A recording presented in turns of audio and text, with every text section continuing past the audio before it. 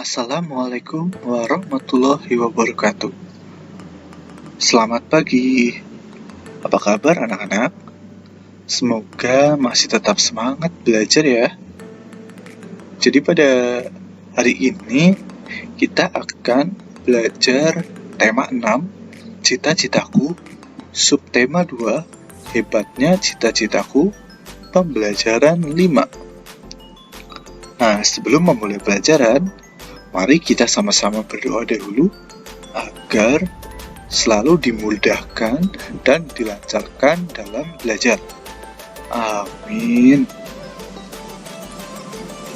Nah, tujuan pembelajaran adalah sebagai berikut.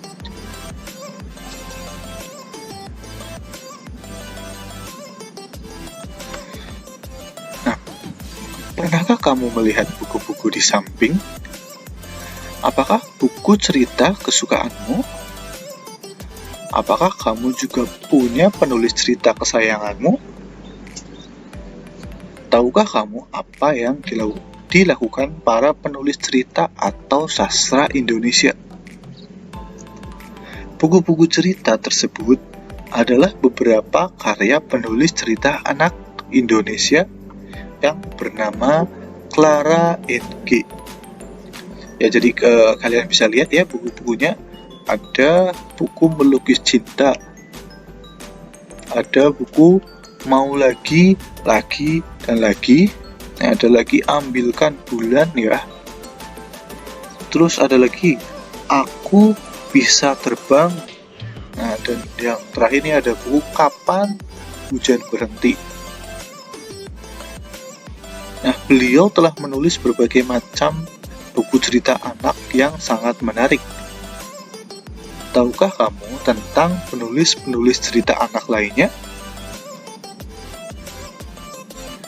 Penulis cerita anak mempunyai peran yang sangat penting bagi pendidikan anak-anak. Berikut ini adalah beberapa peran mereka. Ya, jadi ini ada beberapa peran penulis anak.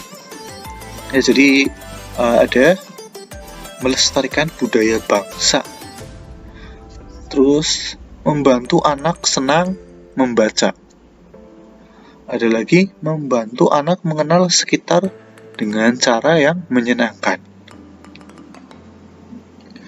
Nah, peran penulis anak juga dapat memperkenalkan negara dan bangsa dan semua keunikannya.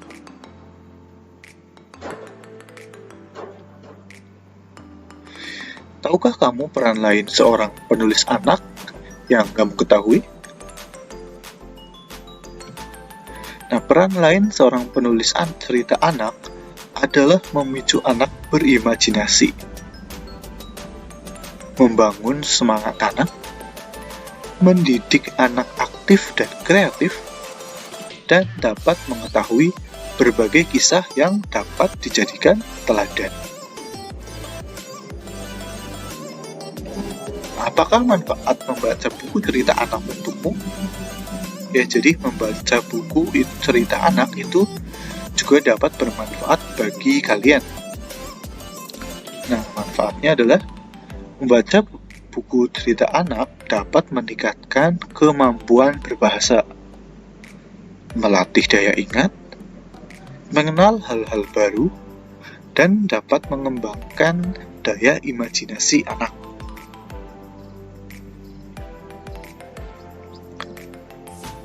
Apakah manfaat membaca untukmu?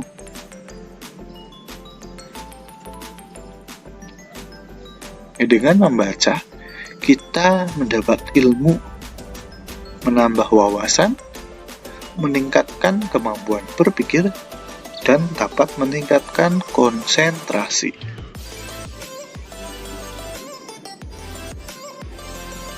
Nah, sekarang kita akan belajar nih mencari makna dari sebuah puisi. Nah, di sini ada sebuah puisi berjudul Guruku. Pengarangnya itu Joni Al-Barizi. Nah, ayo kita baca bersama-sama puisi Guruku. Oh, guruku, Kau sangat baik mengajari kami. Dengan ikhlas, ilmu kau limpahkan. Kau begitu sabar untuk membimbing dan mengajari kami. Oh, guruku, jasamu tak akan kulupakan. Terima kasih, guruku. Hanya kata itulah yang mampu saya ucapkan. Wahai pahlawan tanpa tanda jasa. Nah, makna dari puisi guruku adalah kita tidak dapat melupakan jasa seorang guru yang telah mendidik dan mengajari kita. Nah, sebelum kalian mencari makna sebuah puisi, jadi kalian harus baca dulu puisi tersebut dan dipahami baik-baik puisi itu bercerita tentang apa. Ya, jadi kalau kalian sudah mengetahui cerita dari puisi tersebut atau maksud dari puisi tersebut, kalian dapat mencari maknanya. Indonesia itu memiliki bahasa daerah yang berbeda-beda sesuai suku yang ada. Ya, jadi kalian tahu bahwa suku-suku yang ada di Indonesia itu banyak sekali ya. Nah, setiap suku itu memiliki keragaman bahasa daerah yang berbeda-beda. Bahasa merupakan alat untuk melakukan komunikasi dan menyampaikan pesan kepada orang lain. Dalam puisi, bahasa merupakan hal yang penting digunakan untuk menyampaikan pesan secara lisan dan tulisan. Pernahkah kamu berkunjung ke tempat wisata yang berada di daerah lain di Indonesia? Mereka tentu memiliki keunikan yang membedakan dengan daerah lainnya. Salah satu yang membedakan antara satu daerah dengan daerah lainnya adalah bahasa daerah dan makanan khasnya. Sekarang perhatikan gambar-gambar di atas. Dari makanan khas daerah ini menjadi hal-hal yang paling diburu oleh para wisatawan lokal, yaitu ada gambar pecel. Nah, siapa dari kalian yang sudah pernah makan pecel? Jadi pasti Pak Guru yakin kalian sudah sering makan pecel ya, karena banyak sekali penjual pecel yang ada di daerah Purwokerto. Nah, terus ada lagi soto. Nah, soto ini juga makanan yang cukup familiar ya, atau cukup dikenal di daerah Purwokerto ya, atau di Banyumas ini. Terus ada lagi papeda dan ada biga Ambon. Nah, makanan khas daerah tentu saja dinamai dengan bahasa daerah setempat. Nah, sekarang kalian dapat melakukan kegiatan berikut ini bersama orang tua kalian. Nah, langkah-langkahnya itu sebagai berikut. Yang pertama, kamu akan melanjutkan kegiatan sebelumnya tentang keragaman budaya orang-orang yang ada di sekitarmu. Sebelumnya, kamu mencari tahu keragaman rumah adat yang berasal dari suku-suku yang berbeda. Jadi ini pada pembelajaran yang kemarin ya, kalian sudah mencari keberagaman rumah-rumah adat. Nah, kali ini kamu akan lebih menggali lebih dalam tentang bahasa daerah dan makanan khas mereka. Kamu akan menuangkannya dalam bentuk poster. Ya, jadi kalian sekarang coba membuat sebuah poster. Nah, siapkan sebuah kertas dari buku gambar. Jadi kalian nanti bisa membuatnya di buku gambar, atau bisa juga menggunakan sebuah kertas HVS atau kertas karton dengan ukuran yang sama. Nah, ukurannya berarti sesuai dengan ukuran kertas dari buku gambar. buatlah daftar makanan khas Nusantara yang sudah pernah kalian nikmati sebelumnya. Jadi kalian bisa menulis dulu di buku makanan-makanan apa saja sih yang sudah kalian rasakan atau sudah pernah kalian cicipi. Nah, jelaskan dan cari tahu bahan-bahan yang digunakan. Nah, kalian bisa mencari tahu ya, bahan-bahannya itu bisa melalui internet.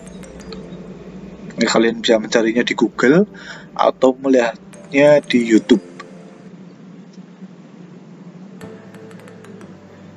Nah, setelah kalian membuat daftar makanan khas Nusantara dan sudah mengetahui berasal dari mana saja sih makanan-makanan tersebut, terus kalian buat seperti contoh berikut ini. Nah, seperti ini ya.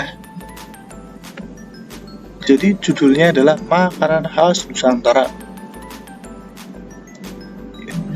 Terus nama makanannya, kalau di sini Pak Guru contohkan ada jenang kudus. Nah, asalnya dari Kudus, Jawa Tengah.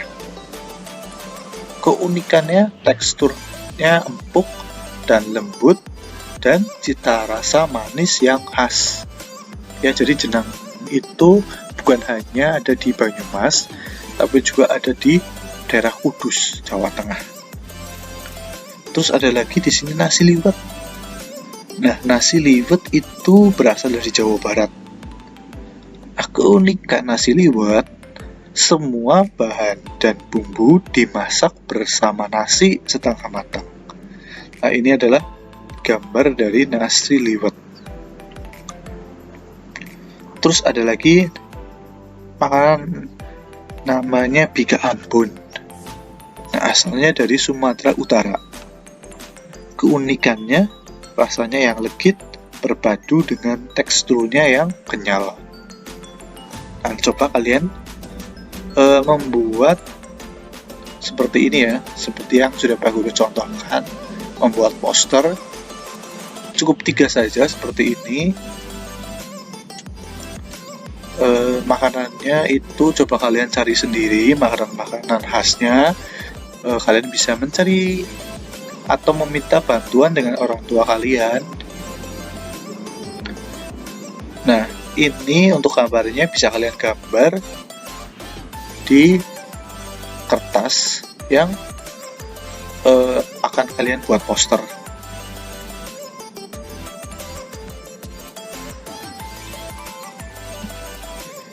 Nah, cukup sekian pembelajaran pada hari ini.